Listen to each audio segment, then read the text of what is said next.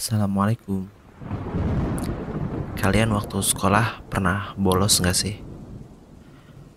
Dulu pas bolos sekolah, asal ada temennya, kita suka ngerasa aman kan?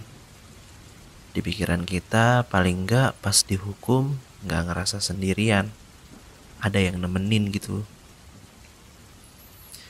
Gak kebayang sih kalau tipikal pemikiran begitu diterapin di urusan yang lebih besar lagi, yaitu urusan yang menyangkut surga dan neraka. Ya kali mau bilang, hei, ternyata yang nakal kayak gue masih banyak kok. Ya tenanglah, paling gak sendirian. Ngeri loh itu. Ngeri kalau kamu sampai terbesit punya pemikiran begitu. Mencoba menenangkan dirimu atas kesalahan yang terbuat. Sebab masih banyak orang-orang yang berbuat kesalahan yang sama. Atau bahkan lebih buruk darimu. Tuh si A masih begitu kok. Lah si B aja malah lebih parah. Paling enggak kan gue masih rajin, masih tahu kewajiban. Dikata menjauh dari dosa itu bukan bagian dari kewajiban apa ya? Jelas, hal-hal begitu bikin kita terlena. Namanya juga hanya kalimat penenang, hanya sebuah pembenaran palsu yang dibuat untuk menutupi sebuah kegelisahan. Bukan apa-apa. Takutnya, nauzubillah min dzalik, pas di neraka nyari-nyariin temen yang dulu dinilai akhlak dan dosanya jauh lebih buruk dari kita. Mereka gak ada. Taunya sebelum mati mereka bertobat dan terus membaik. Sedangkan kamu di Kodar terus tenang dan terlena dalam kelalaian. Menganggap semua masih sama keadaannya. Gak ada yang berubah. Nauzubillah min dzalik. By the way, pernah punya hutang kan? Buat dosa tapi gak ditobatin tuh sama aja kayak punya hutang tau. Semakin banyak jumlah hutangnya, mau dibawa nyantai dan ditenang-tenangin pun tetap aja sulit rasanya.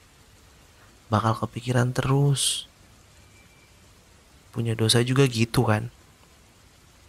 Mau pura-pura ngelupain, bakalan ada aja momen kita keinget sama semua dosa yang pernah kita lakuin. Bahkan yang udah lama banget. Dan jelas kalau yang masih punya iman, hal itu bakalan bikin kita gak tenang. Apalagi mau tidur-tidur gini nih. Kadang kita suka kepikiran tuh kelakuan-kelakuan selama ini. Kadang juga suka mikir, gimana ya kalau besok meninggal? Gimana ya kalau besok mati? Gimana ya? Perasaan-perasaan gak tenang itu jangan ditenangin. Justru itu anugerah. Karena kita tahu gak semua orang dibuat gak tenang pada saat ngerasa banyak dosa. Yang ada justru dibuat tenang, nyaman, dan menganggap gak terjadi apa-apa. Jujur, kalian yang udah ngikutin podcast temen tidur sampai yang sekarang ini, salut sih. Karena gak semua orang seneng disadarin. Gak semua ngerasa perlu untuk diingetin sama dosa-dosanya. Padahal dipikir-pikir mau sampai di mana sih urusan dunia-duniaan ini? Punya rumah segede Alaihim juga tetap aja tidur kita di kasur. Mau punya harta banyak bisa beli makanan seenak apapun juga tetap aja kalau makan sekenyangan aja kan? Tiap tidur gini emang waktu yang pas buat ngecharge lagi, nginget-nginget lagi, ngeevaluasi lagi apa yang udah dilakuin sehari-hari atau selama ini. Jadi kalau saat tiba-tiba muncul rasa bersalah dan teringat kepada seluruh dosa yang terbuat, jangan pernah ngerasa, iya masih banyak yang begini, ntar bisa lah ditobatin. Serius jangan. Kamu walaupun lahirnya bareng, bahkan di satu rumah sakit yang sama, tumbuh besar hidup bareng, buat dosa pun sama-sama bareng, pas mati pun dilalah bareng, tetap aja dihisapnya mah masing-masing amalannya, nggak dibagi rata dosanya. Jadi jangan karena kesalahan itu telah banyak dan biasa dilakukan orang, itu seolah menjadi benar. Salah ya salah. Mau semakin lumrah pun tetap saja salah. Katanya gini, yang pakai hijab sampai bagian dadanya kelihatan tuh banyak. Tuh situ aja begitu. Bukan cuma gue doang kali.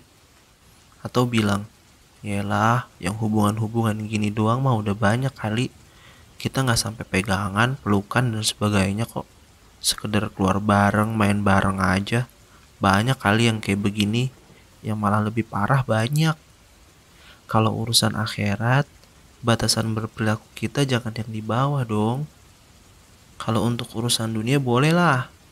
Buat melahirkan rasa syukur karena cuma punya motor, lihat yang di bawah kita yang masih belum punya. Tapi kalau akhirat, lihat yang di atas dong amalannya. Fastabiqul khairat. Sama-sama ya. Malam ini aku tutup dengan sebuah kalimat. Jangan membenarkan yang biasa, tapi mari kita mulai untuk membiasakan yang benar. Panjang umur untuk segala hal baik. Selamat tidur. Makasih loh udah menjadikan aku teman tidurmu lagi malam ini. Besok-besok lagi ya. Alhamdulillah jazakumullah khairan. Assalamualaikum.